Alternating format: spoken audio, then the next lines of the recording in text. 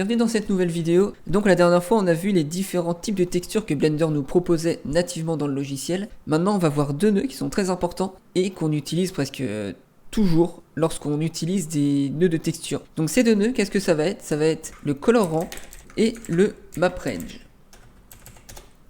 Alors à quoi servent ces deux nœuds? Je vais vous montrer ça en image. On va mettre par exemple un noise texture. On va le mettre ici et on va afficher notre noise texture. Donc pour ça, on va aller bien ici, là-haut, en rendu. Et là, on a notre nœud de bruit. À quoi vont servir un map range et un color ramp? Eh bien, si je viens passer ici mon facteur dans le facteur du color ramp et que ce color ramp, je le passe ici dans Material Output, je supprime le principal. Ici, on va voir qu'on va avoir un petit curseur noir et un petit curseur blanc. Et on n'oublie pas que nos textures, lorsque elles sortent ici d'une texture, elles sortent en nuance de gris, donc en noir et blanc. Et bien ce nœud, à quoi il va servir? Il va tout simplement nous dire à partir de quel moment je veux que mon noir commence, ou à partir de quel moment je veux que mon blanc commence. Et ça on se rend compte que c'est très puissant, parce que ça va nous permettre de contraster nos textures. Plus je vais rapprocher mon noir et mon blanc, plus ma texture va être contrastée. Et après si je viens ici, je vais pouvoir jouer ici avec les différents niveaux. Hop. Par exemple si je veux faire un effet un petit peu crasseux, on peut avoir quelque chose qui ressemble à ça. Hop. Et on va pouvoir venir jouer comme cela.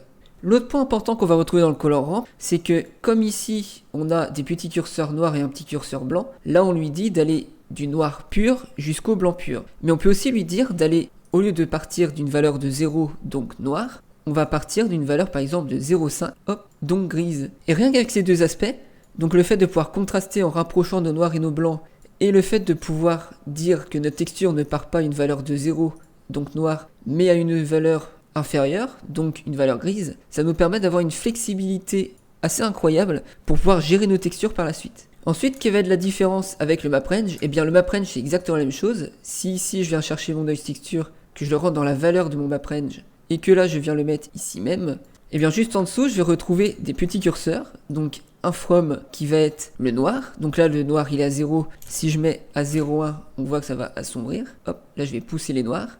Ici le 1 ça va être le blanc, donc là je vais venir pousser les blancs. Donc c'est l'équivalent, ici je vais remettre en noir, hop là. C'est l'équivalent de si je pousse lui ou si je rapproche lui. Et ensuite les to min to max, c'est l'équivalent de si lui le to min je le monte, hop. C'est comme si lui je venais bouger sa couleur ici, pour le venir pousser dans les gris. C'est exactement la même chose. Et lui je peux pousser ici, pour venir assombrir, c'est comme si lui je venais pousser dans les noirs. Quel va être l'avantage du coup d'utiliser un map range par rapport à un color ramp? Parce que le color ramp est plus visuel et le map range c'est vraiment des chiffres. Et bien le map range va être beaucoup plus précis, donc ce sera plus simple pour faire des calculs mathématiques. Et l'autre point c'est que le map range on peut dépasser 1. Vous voyez que si ici je mets de 0 à 1, ici je mets de 0 à 1, et bien je peux très bien lui dire de pousser jusqu'à 2, à 3, à 4. Et en faisant ça je vais pousser mes blancs, et en poussant mes blancs, je vais augmenter la valeur de mon pixel. Et ça peut être très intéressant pour faire du compositing ou pour faire d'autres calculs pour nos différentes textures. Donc ça c'est un des points qui est assez essentiel dans le map range, c'est pouvoir dépasser les valeurs entre 0 et 1, et surtout on peut aussi aller dans les négatifs.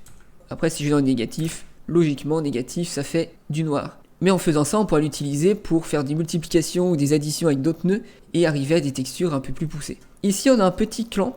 Le clamp à quoi il sert? Eh bien il va tout simplement permettre de ramener toutes les valeurs qui sortent entre 0 et 1. Donc si ici je mets du 0,6 à 2,6, si je clamp, il va ramener les valeurs en dessous de 0, il va les ramener à 0, et les valeurs au-dessus de 1, il va les ramener à 1.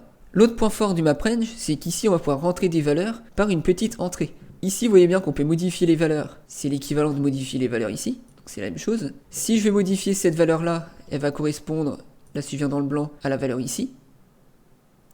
Donc on peut les modifier, on peut les animer, hop, en mettant des petites clés I, etc. De la manière qu'ici on peut animer. Sauf que, comme je disais, ici on a une entrée qui fait que ces valeurs, on peut les contrôler par rapport à d'autres nœuds. Imaginons, on va mettre un nœud très simple de valeur brute, que je viens ici. Je peux mettre ici ma valeur brute, donc là c'est comme si je mettais à 1, donc je retrouve exactement la même chose. Sauf que je vais pouvoir mettre d'autres nœuds un peu plus poussés entre deux. Donc là je vais faire juste un mathématique, hop. Et du coup, cette valeur brute qui est ici, je peux la contrôler soit avec d'autres textures, soit en mettant des nœuds de mathématiques entre les deux, ce qui va faire qu'on va pouvoir avoir des textures beaucoup plus poussées en utilisant un map range qu'en utilisant un color ramp. Bien que le color ramp, dans la 80% voire 90% des cas, il suffit largement. Mais c'est vraiment pour montrer un petit peu le fait qu'ici, on a une entrée disponibles dans nos chiffres, ça va rajouter toute une panel, presque une infinité de possibilités à ce nœud. Pour terminer, pour revenir au color ramp, donc on va bien retrouver ici nos petits curseurs qu'on peut modifier. On peut modifier aussi ici avec les chiffres.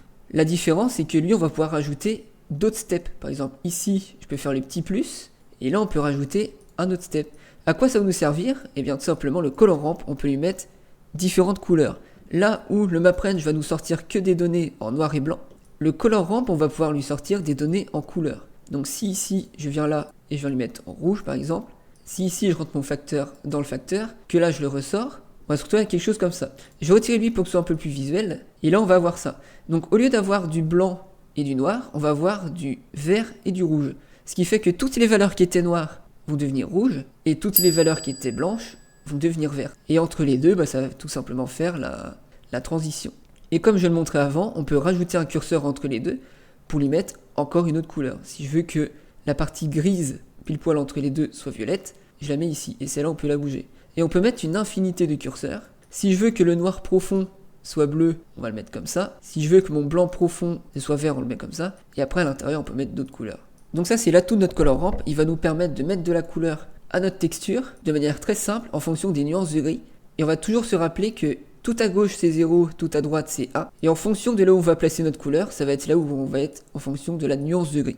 Donc pour résumer, on va avoir un color ramp qui va nous permettre soit de contraster nos textures en poussant les noirs et les blancs, soit de colorier nos textures en attribuant différentes couleurs à notre color ramp. Et ensuite, on va avoir le MapRange qui, de la même manière que le color ramp, va nous permettre de contraster notre texture en poussant les noirs et les blancs, mais on aura beaucoup plus de contrôle grâce à des valeurs d'entrée qu'on va pouvoir modifier grâce à des suites de nœuds qu'on aura utilisées précédemment.